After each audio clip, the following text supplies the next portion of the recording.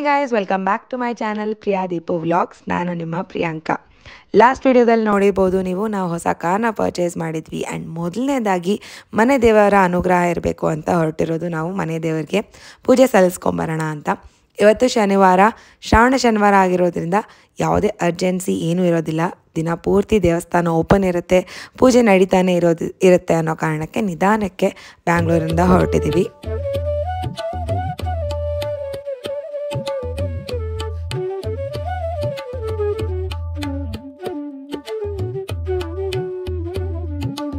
Journey almost 1 hour ಇತ್ತು. And ಮನೆಯಿಂದ ಹೊರಡೋದು almost late ಆಗಿರೋ ಕಾರಣದಿಂದ ತಿಂಡಿ ಕೂಡ ಇಲ್ಲೇ ಮುಗಿಸ್ಕೊಂಡು ಹೊರಟಿದ್ವಿ.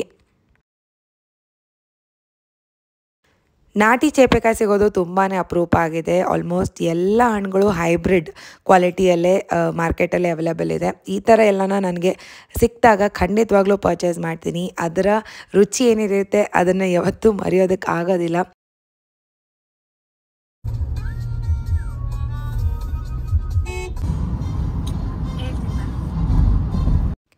ಮನೆಯಿಂದ ದೇವಸ್ಥಾನ ಆಲ್ಮೋಸ್ಟ್ 91 ಕಿಲೋಮೀಟರ್ಸ್ ದೂರದಲ್ಲಿದೆ. ಆಲ್ಮೋಸ್ಟ್ 1 hour ಜರ್ನಿ ಅಂತ ಹೇಳ್ಬೋದು.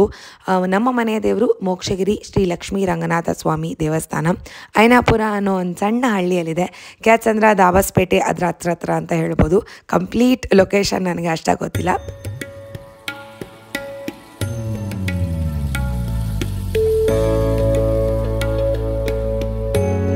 ದೇವಸ್ಥಾನದ ಹತ್ರ ಯಾವುದೇ ರೀತಿಯಾದಂಥ ಅಂಗಡಿಗಳು ಏನೂ ಇರೋದಿಲ್ಲ. ಸೊ ಬರ್ತಾನೆ ನಾವು ದಾಬಸ್ಪೇಟೆಯಲ್ಲಿ ಬೇಕಾಗಿರುವಂಥ ಐಟಮ್ಸ್ನೆಲ್ಲನೂ ಪರ್ಚೇಸ್ ಮಾಡಿಕೊಂಡು ದೇವಸ್ಥಾನಕ್ಕೆ ಬಂದ್ವಿ. ನೋಡ್ತಿದ್ದೀರಲ್ಲ, ತುಂಬಾ ಬ್ಯೂಟಿಫುಲ್ ಆಗಿದೆ ದೇವಸ್ಥಾನ. ಸರೌಂಡಿಂಗ್ಸ್ ಅಂತೂ ತುಂಬಾ ಕ್ವಾಯಟ್ ಆ್ಯಂಡ್ ಸೆರೀನಾಗಿದೆ. ನೆಮ್ಮದಿ ಅನ್ನೋದು ನಿಜವಾಗ್ಲೂ ಇಲ್ಲೇ ಇದೆ ಅಂತ ಅನಿಸ್ತಾ ಇರುತ್ತೆ.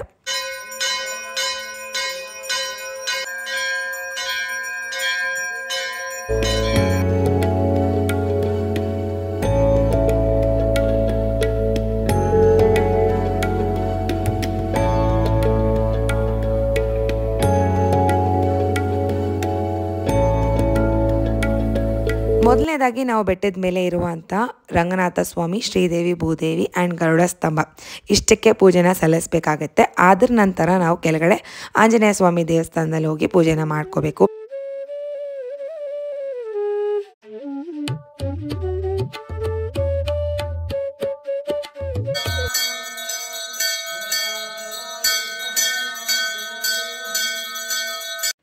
ಎರಡು ಕಡೆಯೂ ಪೂಜೆ ತುಂಬಾ ಚೆನ್ನಾಗಿ ನಡೆಸ್ಕೊಟ್ರು. ಆ್ಯಂಡ್ ನಾನು ಹೇಳಿದಾಗೆ ಶ್ರಾವಣ ಆಗಿರೋದ್ರಿಂದ ಜನ ಕೂಡ ಬರ್ತಾನೆ ಇದ್ರು. ಪೂಜೆ ಎಲ್ಲ ಮುಗಿಸಿದ ನಂತರ ಕಾರ್ಗೆ ಪೂಜೆನ ಶುರು ಮಾಡ್ಕೊಂಡ್ವಿ.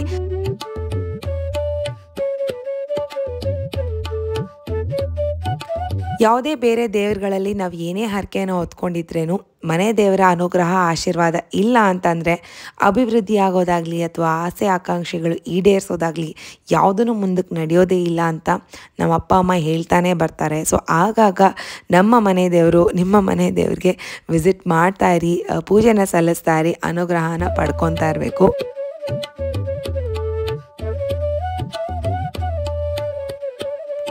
ಅಂದ್ಕೊಂಡಾಗೆ ಪೂಜೆ ಎಲ್ಲ ಮುಗಿದಿದ್ದ ನಂತರ ಒಂದು ಸ್ವಲ್ಪ ಹೊತ್ತು ಕೂತ್ಕೊಂಡು ರಿಲ್ಯಾಕ್ಸ್ ಮಾಡಿ ನೆಮ್ಮದಿಯಾಗೆ ಬೇಡ್ಕೊಂಡು ಆಶೀರ್ವಾದನ ಪಡ್ಕೊಂಡ್ವಿ. ಈ ಜಾಗ ನನಗೆ ತುಂಬಾ ಫೇವ್ರೆಟ್ ಅಂತ ಹೇಳ್ಬೋದು. ತುಂಬಾ ನೆಮ್ಮದಿ, ತುಂಬಾ ಪ್ರಶಾಂತವಾಗಿರುವಂಥ ಜಾಗ. ನಿಮಗೆ ಯಾವತ್ತಾದರೂ ಅವಕಾಶ ಇದ್ದರೆ ಖಂಡಿತವಾಗ್ಲೂ ವಿಸಿಟ್ ಮಾಡಿ. ಆ್ಯಂಡ್ ಇಲ್ಲಿಂದಾನೇ ಹತ್ತಿರದಲ್ಲಿ ನೇರ್ಲಾಪುರ ಅನ್ನೋ ಇನ್ನೊಂದು ದೇವಸ್ಥಾನ ಇದೆ. ಅಲ್ಲಿಗೂ ಕೂಡ ನಾವು ಪ್ರತಿ ಸಾರಿ ವಿಸಿಟ್ ಮಾಡ್ತೀವಿ. ಇಲ್ಲಿ ಕೆಂಪಮ್ಮ ದೇವಿ ದೇವಸ್ಥಾನ ಇದೆ. ಮನಸ್ಸಲ್ಲಿ ಏನೋ ಗೊಂದಲ ಇದೆ, ಆಗುತ್ತಾ ಇಲ್ವಾ ಅನ್ನೋ ಒಂದು ಪ್ರಶ್ನೆ ಇದೆ ಅಂತಂದಾಗ ಸಾಕಷ್ಟು ಜನ ಬಂದು ಇಲ್ಲಿ ಮಡ್ಲಕ್ಕಿನ ಕೊಟ್ಟು ದೇವರಲ್ಲಿ ಕೇಳ್ಕೊತಾರೆ. ಆಗ ಆ ದೇವಿ ಅನುಗ್ರಹದಿಂದ ಹೂ ಬಿದ್ದರೆ ಆಗತ್ತೆ ಅಂತ ಒಂದು ನಂಬಿಕೆಯಲ್ಲಿ ಸಾಕಷ್ಟು ಸರಿ ಬಂದಿದ್ದೀವಿ ಈ ದೇವಸ್ಥಾನಕ್ಕೂ ಕೂಡ. ಎಷ್ಟೋ ಸಾರಿ ಹೂ ಕೂಡ ನಮಗೆ ನೀಡಿದಾಳೆ ಆ ದೇವಿ. ಇದ್ರ ಜೊತೆಗೆ ಇಲ್ಲಿ ಶನಿ ಮಹಾತ್ಮನ ಸ್ವಾಮಿ ದೇವಸ್ಥಾನ ಕೂಡ ಇದೆ. ಇಲ್ಲಿನ ಸರೌಂಡಿಂಗ್ಸ್ ತುಂಬಾ ಚೆನ್ನಾಗಿರುತ್ತೆ. ಇಲ್ಲಿ ಅಂಗಡಿಗಳೆಲ್ಲ ನಿಮಗೆ ಅವೈಲೇಬಲ್ ಇರುತ್ತೆ. ಆ್ಯಂಡ್ ಅವತ್ತು ಶ್ರಾವಣ ಆಗಿರೋದ್ರಿಂದ ತುಂಬಾ ಜನ ಇದ್ದರು, ಪ್ರಸಾದ ಎಲ್ಲ ಹಂಚ್ತಾ ಇದ್ರು. ಒಂದು ಒಳ್ಳೆ ಟೆಂಪಲ್ ವಿಸಿಟ್ ಅಂತ ಹೇಳ್ಬೋದು.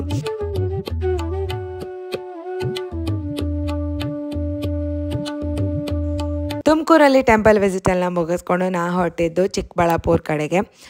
ಚಿಕ್ಕಬಳ್ಳಾಪುರದಲ್ಲಿ ದಿಲ್ ಪಸಂದ್ ಫೇಮಸ್. ಸೊ ಟ್ರೈ ಮಾಡಿಲ್ಲ ಅಂದರೆ please do give it a try. Dil Pasand ಎಲ್ಲ ಪ್ಯಾಕ್ ಮಾಡಿಕೊಂಡು ನಾವು ಹೊರಟಿದ್ದು ಊರ ಕಡೆಗೆ.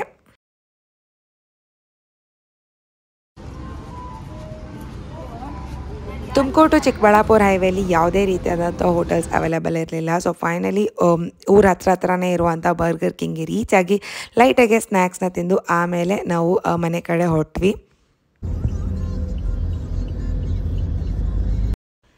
ಪ್ರೀವಿಯಸ್ ಕಾರ್ ವಿಡಿಯೋ ಡೆಲಿವರಿಯಲ್ಲಿ ನಾನು ಈ ಗೌನ್ನ ವೇರ್ ಮಾಡಿದ್ದೆ ಆ್ಯಂಡ್ 2-3 ಕಮೆಂಟ್ಸ್ ಬಂದಿತ್ತು ಇದರ ಲಿಂಕ್ ಪ್ರೊವೈಡ್ ಮಾಡಿ ಅಂತ. ಇದನ್ನು ನಾನು ಎಲ್ಲೂ ಪರ್ಚೇಸ್ ಮಾಡಿಲ್ಲ. ಇದು ಆ್ಯಕ್ಚುಲಿ ಡೂಲಾ ಸಿಲ್ಕ್ ಸ್ಯಾರಿ. ಇದನ್ನು ನಾನು ಗೌನ್ ಆಗಿ ಕನ್ವರ್ಟ್ ಮಾಡ್ಕೊಂಡಿದ್ದೀನಿ. ಮೇನ್ಲಿ ಇದ್ರ ಪಲ್ಲು ಆ್ಯಂಡ್ ಇದ್ರ ಬಾರ್ಡರ್ ನೋಡ್ತಿರ್ಬೇಕಾದ್ರೆ ನನಗೆ ಈ ಐಡಿಯಾ ಸ್ಟ್ರೈಕ್ ಆಗಿದ್ದು. ಸೊ ಇದನ್ನು ನಾನು ನನಗೆ ಬೇಕಾಗಿರುವಂಥ ರೀತಿಯಲ್ಲಿ ಗೌನಾಗೆ ಕನ್ವರ್ಟ್ ಮಾಡ್ಕೊಂಡಿದ್ದೀನಿ.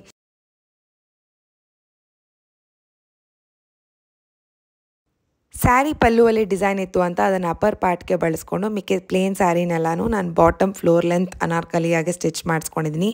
ಇದ್ರ ಜೊತೆಗೆ ನಾನು ಪ್ರಿಫರ್ ಮಾಡಿದ್ದು elbow length sleeves and boat neck design.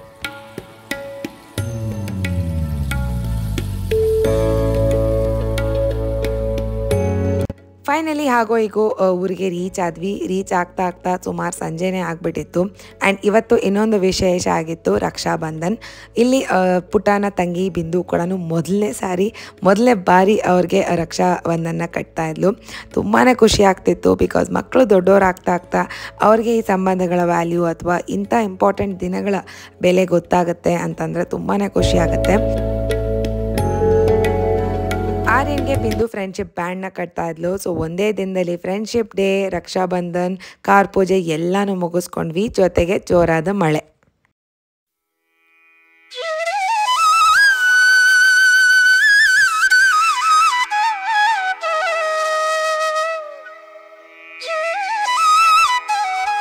Nature heels everything ಅಂತ ಅಂತಾರೆ ಆ್ಯಂಡ್ ಅದನ್ನು ನಾನು ತುಂಬಾ ನಂಬ್ತೀನಿ. ಬಿಕಾಸ್ ಕೆಲಸದಲ್ಲಿದ್ದಾಗ ಅಥವಾ ಒಂದೇ ಥರ ಲೈಫ್ನ ನಾವು ಲೀಡ್ ಮಾಡ್ತಾ ಇರುವಾಗ ತುಂಬ ಮೊನೋಟನಸ್ ಆಗಿರುತ್ತೆ, ಸ್ಟ್ರೆಸ್ಫುಲ್ ಅಂತ ಅನಿಸ್ತಾ ಇರುತ್ತೆ, ಮನಸ್ಸಲ್ಲಿ ಏನೋ ಭಾರವಾಗಿರುತ್ತೆ.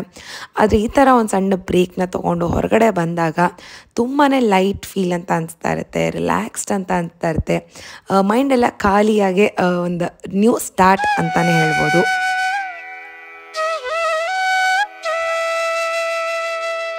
ಊರಲ್ಲಿದ್ದರೆ ಯೂಶಲ್ ಆಗಿ ಮಾರ್ನಿಂಗ್ಸ್ ಇದೇ ಥರ ಪೀಸ್ಫುಲ್ಲಾಗೆ ಶುರು ಆಗುತ್ತೆ. ಆ್ಯಂಡ್ ಇಲ್ಲಿಗೆ ಬಂದಾಗ ಮಿಸ್ ಮಾಡದೆ ವಿಸಿಟ್ ಮಾಡುವಂಥ ಜಾಗ ಅಂತಂದರೆ ಗುಡಿಬಂಡೆ ಲೇಕ್. ನಿಮಗೆ ನೇಚರ್ ಇಷ್ಟ, ಟ್ರೆಕ್ಕಿಂಗ್ ಇಷ್ಟ ಅಂತಂದರೆ ಗುಡಿಬಂಡೆ ಲೇಕ್ ಆ್ಯಂಡ್ ಕೆರೆನ ಇನ್ನೂ ನೀವು ವಿಸಿಟ್ ಮಾಡಿಲ್ಲ ಅಂದರೆ you are missing something major. ತುಂಬಾ ಈಸಿ ಟ್ರೆಕ್, ತುಂಬಾ ಬ್ಯೂಟಿಫುಲ್. ಫ್ಯಾಮ್ಲಿ ಜೊತೆ ಒಳ್ಳೆ ಟೈಮ್ನ ಸ್ಪೆಂಡ್ ಮಾಡ್ಬೋದು. ಮಕ್ಕಳು ಕೂಡ ಈಸಿಯಾಗಿ ಟ್ರೆಕ್ ಮಾಡುವಂಥ ಜಾಗ. ಇದರ ಮ್ಯಾಪ್ ಏನಿದೆ ಅದರ ಲಿಂಕ್ನ ನಾನು ಡಿಸ್ಕ್ರಿಪ್ಷನಲ್ಲಿ ಪ್ರೊವೈಡ್ ಮಾಡಿರ್ತೀನಿ. You can definitely come, it is worth visiting.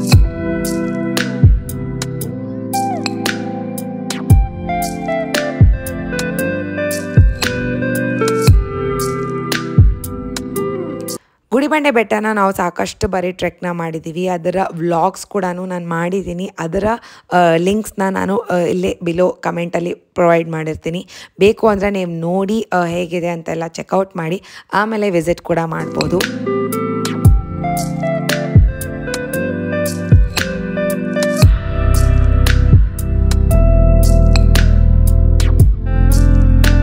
ಬೆಂಗಳೂರಲ್ಲಿ ಮಕ್ಕಳನ್ನ ಹೊರಗಡೆ ಆಟ ಆಡೋಕ್ಕೆ ಬಿಡಬೇಕು ಅಂತಂದರೆ ಸಾಕಷ್ಟು ಮೆಷರ್ಸ್ನ ತಗೋಬೇಕಾಗತ್ತೆ. ಬಟ್ ಇಲ್ಲಿಗೆ ಬಂದಾಗ ನಾನು ಆರ್ಯನ ತುಂಬಾ ಫ್ರೀಯಾಗೆ ಬಿಟ್ಟಿರ್ತೀನಿ. ನಾನು ಚಿಕ್ಕ ವಯಸ್ಸಲ್ಲಿ ಇರಬೇಕಾದ್ರೆ ಕಲ್ಲಿನ ಜೊತೆ ಮಣ್ಣಿನ ಜೊತೆ ಎಲ್ಲನೂ ತುಂಬಾ ಚೆನ್ನಾಗಿ ಆಟ ಆಡಿದ್ದೀನಿ. ಅದ್ರ ಎಕ್ಸ್ಪೀರಿಯನ್ಸ್ ಅವನಿಗೂ ಆಗಲಿ ಅಂತ ದಿನ ಪೂರ್ತಿ ಅವನಿಗೆ ಇಷ್ಟ ಬಂದಂಗೆ ಆಟ ಆಡೋದಕ್ಕೆ ಬಿಟ್ಟಿರ್ತೀನಿ.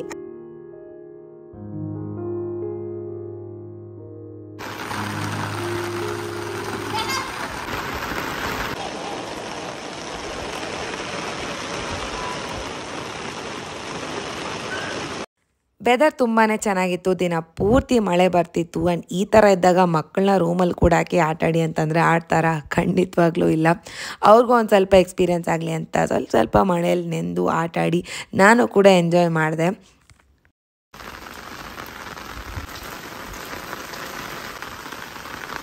ಊಟ ಎಲ್ಲ ಮುಗಿಸ್ಕೊಂಡು ಸಂಜೆ ಆಗ್ತಿದ್ದಂಗೆ ನಾವು ಹೊರಟಿದ್ದು ನಮ್ಮ ಕಸಿನ್ ಅವರ ಮನೆಗೆ. ಅವ್ರು ಹೊಸ ಮನೇನ ಕನ್ಸ್ಟ್ರಕ್ಟ್ ಮಾಡ್ತಿದ್ರು. ಸೊ ಅದನ್ನೆಲ್ಲ ನೋಡ್ಕೊಬರೋಣ ಅಂತ ಹೊರಟ್ವಿ.